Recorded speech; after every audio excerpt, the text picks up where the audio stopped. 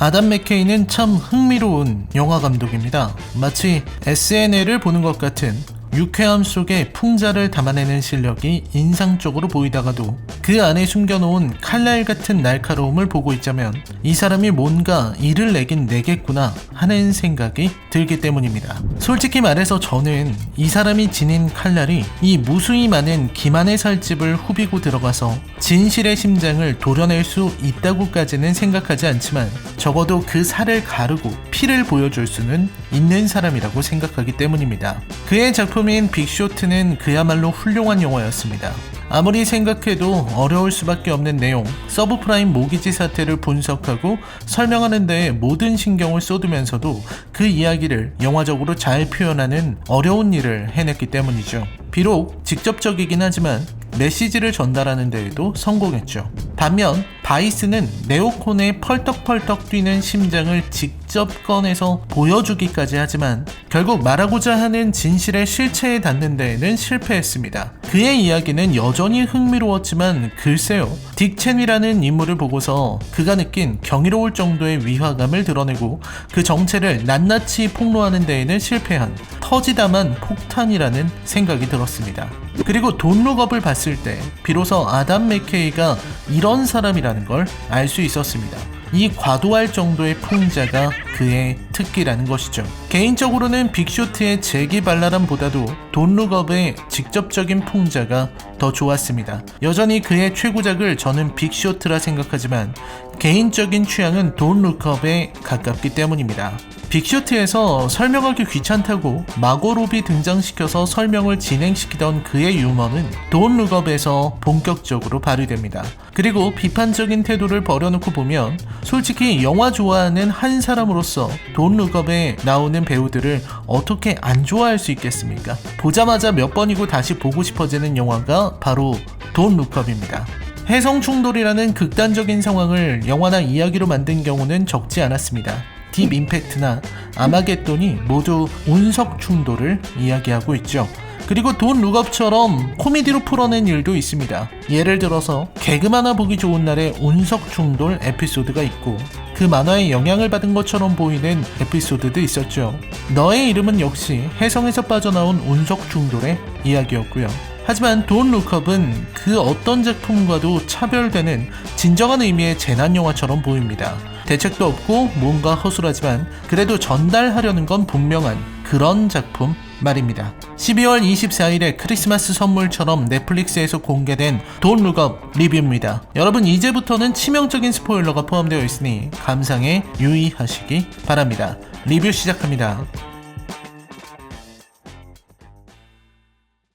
영화의 시작부터 눈이 즐겁습니다. 당대의 배우, 여성 배우 중에서 가장 뛰어나다는 평가를 받았던 제니퍼 로렌스에다가 더 수식어조차 필요 없는 레오나르도 디카프리오. 이 조합에 벌써부터 마음이 안정되는 느낌입니다. 두 사람은 미시간 주립대학교의 사제관계인데 민디 교수의 박사과정 학생인 디비아스키가 해성을 발견했고 민디가 이를 계산하는 과정에서 충격적인 사실을 알게 되는 거죠. 바로 해성이 지구에 충돌한다는 것. 민디와 디비아스키는 즉시 이 사실을 알렸고 결국 백악관으로 긴급 이송됩니다. 국가의 중대사가 걸린 일이니 당연히 벌어지는 상황이죠. 민디와 디비아스키는 이 엄청난 상황에 덜덜 떨면서 군용 비행기를 타고요. 문제는 백악관의 상황입니다. 민디와 디비아스키는 지금 지구가 멸망하게 생겼다는 걸 대통령에게 설명해야 한다는 사실에 도저히 진정할 수가 없는데 백악관의 상황은 기묘하게 돌아갑니다. 급해 죽겠는 두 사람 앞에서 일단 제인이 올린 대통령은 해야 할 일이 많습니다.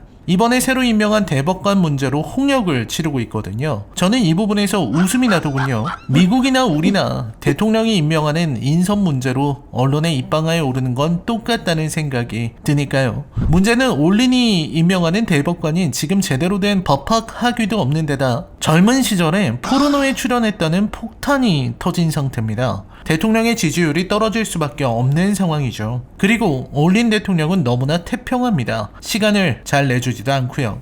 자연스레 트럼프 행정부가 떠오르는 모습입니다. 미국 역사에 이런 대통령이 있었나 싶을 정도로 비참하게 무능했던 트럼프는 자국의 코로나19 문제가 심각해지자 자외선을 쬐고 표백제, 살균제 인체 주입을 해보라고 말하기도 했습니다. 코로나를 표백제랑 살균제로 이겨내려 하다니 제정신일까 싶지만 놀랍게도 이건 사실이고 미국에 정신병력이 있는 남자 둘이 표백제를 마시기도 했다는 기사를 읽은 적도 있습니다. 결국 아담 맥케이가 말하려는 건 이런 식의 진지하지 못한 태도를 말하는 거겠죠. 우선 제인이 올리는 자기 아들을 비서실장으로 두고 있습니다. 이 자체가 말이 안 되는 것 같지만 트럼프 행정부 시절에 백악관 선임 보좌관으로 활약한 이방카 트럼프의 예가 있죠. 아무튼 대통령은 이 문제를 전혀 심각하게 받아들이지 않습니다. 당장 지구가 멸망하게 생겼는데도 그 문제를 심각하지 않게 받아들이려고 하는 것. 아담 맥케이는 이러한 태도를 강조 높게 비판하고 있습니다. 어떤 큰 문제가 발생했을 때 우선 그걸 믿지 않으려는 태도를 보이는 것은 생각보다 쉽게 벌어지는 일입니다. 인간은 누구나 불행 앞에서는 그게 틀렸기를 바라는 심리가 작동하기 때문입니다. 전쟁터에서 많은 장수들은 전방에서 척후병이 가져온 놀라운 첩보를 믿지 않으려 하거나 그에 반대되는 증거를 찾는 데에 집중하다가 대패를 당하기도 합니다. 우리도 현실에서 자주 겪는 일이죠. 올리는 거기에 가벼운 태도를 더하고 있는 겁니다. 가벼운 태도에 아담 맥케이가 보이는 반응은 놀라움입니다. 어떻게 인간이 이렇게 가벼울 수 있을까? 아담 맥케이는 이걸 까발려서 보여주기 위해 집중합니다. 그래서 백악관에 온 삼성 장군이 과자와 물을 $10에 파는 장면을 넣은 겁니다. 디비아스키는 끊임없이 그 이유를 고민하게 되죠. 그리고 두 사람은 결국 TV 방송까지 나가게 되는데 이 방송에서 두 진행자가 보이는 태도 역시 인상적입니다. 이미 바로 전에 라일리의 연애 문제가 방송으로 나가 엄청난 화제를 일으킨 데다 케이트 블란쳇이 연기한 브리는 농담에 정신없고 잘생긴 민디에게 추파를 던지는 데에만 관심이 있습니다. 그리고 이들은 혜성이 지구에 충돌할 거라는 진실조차 제대로 전하지 못할 상황에 처하고 디비아스키가 소리를 치자 언론은 그런 디비아스키를 미워하고 조롱하기에 바쁩니다. 모두가 진지하지 않은 거죠. 과학자 둘이 나와서 혜성 충돌한다는데 그걸 아무도 안 믿는 겁니다. 결국 이야기는 대통령이 직접 나서면서 반전을 맞이하게 되는데 이 반전조차 대선의 승리를 위한 하나의 쇼였습니다. 하지만 쇼든 어쨌든 혜성의 궤도를 바꾸기만 하면 되는 일이기 때문에 민디와 디비아스키는 안심했죠. 혜성을 파괴하러 가는 과정에서도 쉬지 않고 혐오 발언을 내뱉는 파일럿에 성공을 앞두고 갑자기 귀한 명령을 내리는 대통령의 이 가벼움의 절정은 욕망의 화신이라 할 수 있는 배시의 회장 피터입니다. 이 피터라는 인물은 참 알 수 없죠. 스티브 잡스 같기도 하고 일론 머스크 같기도 하고 마크 주커버그처럼 보이기도 합니다. 중요한 건 이 인물은 자기를 존경하는 어린아이에게 일말의 관심도 없고 시종일관 여유로운 척을 한다는 겁니다. 그리고 자신보다 급이 낮다고 생각하는 인간들에게는 아예 말을 걸지도 않는 모습을 보이죠. 그리고 대통령조차 이 인물의 말을 무시하지 못해 이야기를 들어주는 모습을 보임으로써 사실상 자본주의 사회의 진짜 주인이 누구인지 보여주는 중요한 역할을 수행합니다. 대단히 인상적이죠. 고작 6개월 사이지만 사람들은 저마다 변화를 맞이합니다. 민디 교수는 방송에 적합한 인물이라는 걸 인정받아서 금세 유명인이 되고 불의와 바람까지 피우죠. 민디는 거의 친정부 인사가 되어 여러 일을 해내지만 정작 스스로는 피터의 방법을 믿지 못합니다. 과학에 반드시 필요한 동료 평가를 받지 않았다는 것이 문제입니다. 결국 민디는 방송에서 분노를 폭발시키고 말죠. 그리고 처음으로 하늘의 혜성이 눈으로 식별 가능해졌을 때 민디가 던지는 말들이 인상적입니다. 두려움의 말도 위험을 경고하는 것도 아니고 그저 자기가 옳았음을 말하는 데 그쳐야만 한다는 거. 내가 말하지 않았냐고, 왜 믿지 않았냐고 말할 수밖에 없는 상황이라는 것.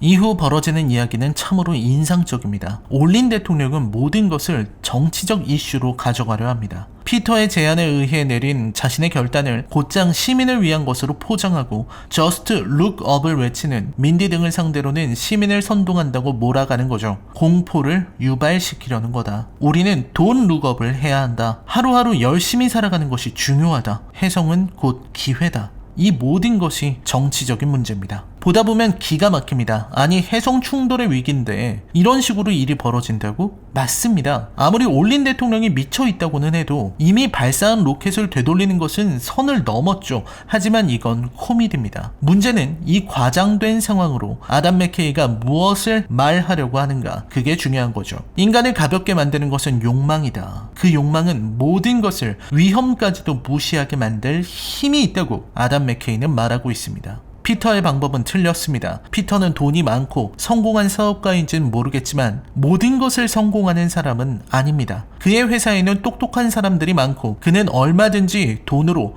최고의 과학자들을 영입할 수 있지만 그렇다고 그가 모든 것을 성공시킬 수 있는 것은 아닙니다. 하지만 그는 뭐든지 합니다. 그리고 올리는 그런 그를 믿습니다. 그가 믿을 수 없음에도 믿는 것이죠. 왜냐하면 그에게는 돈이 있고 그에 의하면 해성은 곧 자원이고 자원은 곧 힘이기 때문입니다. 그 해성 때문에 중국과 러시아를 따돌릴 수 있고 중국과 러시아를 배제한다는 것은 곧 정치적 이점을 주기도 합니다. 그 모든 이득 때문에 위험을 감수하면서까지 피터만 믿는다는 바보 같은 선택을 합니다. 이 사람을 바보로 만드는 것은 바로 욕망입니다. 하긴 이 대통령이 해성 궤도 바꾼다는 선택을 했을 때도 그저 선거에서 이기겠다는 욕망 때문이었죠. 피터는 더 심합니다. 동료 평가를 받지 않죠. 왜 받지 않을까요? 성공한 사람들이 흔히 빠지기 쉬운 함정 때문일 수도 있습니다. 자기 확신, 싫은 말은 듣지 않으려는 태도, 혹은 제가 앞에서 말했듯 사람은 자기에게 유리한 정보만을 취사 선택하려는 의지가 있습니다. 그래서 과학은 그런 인간의 태도를 비판하고 인간의 실수를 보완하기 위해 발전해 왔습니다. 허나 아무리 과학의 방법론이 엄중한 검증을 요구한다고 해도 정작 결정권을 지닌 위정자들, 권력자들이 저 모양이면 아무 소용도 없는 거죠. 이미 이 작품에서는 처음부터 과학자들이 위기를 경고하고 있었으니까요. 그렇게 피터의 계획은 실패하고 세상은 끝장납니다. 올리는 피터를 너무 믿은 나머지 피터가 실패했을 경우를 대비한 플랜 B조차 세우지 못했습니다. 눈앞에 위기가 있는데도 그걸 보지 말라고 말하는 정신나간 정부와 그런 정부의 갈라치기에 당하는 대중들, 정쟁으로 몰고 가는 순간 이건 선택의 문제가 됩니다. 결국 인류는 대항할 방법을 잃고 대통령을 비롯한 자본주의의 성공한 리더들이 골디락스 존에 있는 새로운 행성을 찾아가서 토착 동물들에게 살해당한다는 이야기로 이어집니다. 이 역시 지나치게 낙관적인 태도를 꼬집은 것이죠. 우선 타행성을 가는데도 아무런 옷을 입지도 않고 무기도 준비하지 않았다는 점과 대부분이 나이가 많은 노인들이라 번식에도 유리하지 않다는 점이 문제일 겁니다. 아마도 아담 맥케이는 인류가 멸망하게 될 때 끝까지 살아남는 이들은 그 성공한 부자, 잘난 리더, 사회 지도층이라고 의스대는 그것들은 사실 전 인류에서 제일 멍청한 인간들일 거라고 생각한 건 아닐까요? 너무나 재밌는 영화입니다. 성경을 좀 빌려오자면 저는 이 영화가 요나가 되고 싶은 예레미야의 이야기라고 생각했습니다. 요나는 물고기 뱃속에서 사흘을 보내고 니네베로 가서 멸망이 올 것이라고 말한 인물이죠. 그때 그곳 사람들은 기막히게 요나의 말을 알아듣고 회개해 재난을 피할 수 있었습니다. 하지만 예레미야는 달랐습니다. 눈물의 선지자라는 별명으로 불렸던 그는 요나와는 다르게 유다 왕국의 멸망과 예루살렘의 파괴를 바라봐야만 했습니다. 마치 지구의 파괴를 목전에 두고 기도를 해야만 했던 민디와 디비아스키처럼 모든 것은 욕망이었고 그 욕망이 사람을 가볍게 만들고 위험을 무시하게 만듭니다. 그 결과 인간은 멍청하게 변합니다. 그리고 디비아스키는 또 하나의 진실을 알아내죠. 바로 그 장군의 $10 사건. 디비아스키는 그것이 권력일 거라고 생각합니다. 언젠가는 이게 $10가 아니라는 걸 알게 되겠지만 그래도 상관없다고 생각하는 것, 내가 누군가를 속이고 그것으로 이득을 취해도 상관없다고 여기는 것, 그리고 그걸 일종의 장난처럼 가볍게 생각하는 것. 어쩌면 아담 맥케이는 이 작품을 통해 그 권력의 속성을 여지없이 드러내려는 것 아니었을까요? 너무나 즐거운 작품이었지만 아쉬운 부분은 있었습니다. 조나 힐의 연기는 너무 과장되고 그가 말하는 대목은 그리 웃기지도 않고 그냥 불쾌하기만 했습니다. 캐릭터를 잘못 만든 것이 아닌가 하는 생각이 들 정도로요. 그리고 부리와 같은 인물은 불륜도 불륜이지만 캐릭터의 동기에 불분명하게 느껴지는 부분이 있죠. 또 시종일관 펼치는 드립들이 재미있다가도 간혹 인물들의 주고받는 대사가 뚝뚝 끊기는 어색함으로 다가오는 경우가 있습니다. 미국에서는 아리아나 그란데의 발연기가 혹평을 받았다고 하는데 저 역시 아리아나 그란데의 연기는 무슨 아동들의 역할극을 보는 것 같다는 인상을 받았습니다. 이런 부분은 정확히 SNL의 모습이죠. 아담 맥케이 자체가 SNL 출신이기도 하고요. 아쉬운 부분은 있었지만 아름다운 혜성이 곧 죽음의 상징이 되고 그 안에서 인간들이 벌이는 최악의 선택을 나열해서 보여줬다는 대목을 높게 평가할 수 있다고 생각합니다. 돈 룩업에 대한 제 평점은 10점 만점에 6점입니다. 바이스보다는 조금 더 나았지만 모두에게 추천할 수작의 위치에 오르기에는 조금 부족하다는 게 제 개인적인 의견입니다. 물론 아리아나 그란데의 곡은 좋았습니다. 그런 노래를 불러도 사람들은 믿지 않았지만요. 라이너의 컬처쇼크 영화 리뷰는 계속됩니다. 시청해주셔서 감사합니다.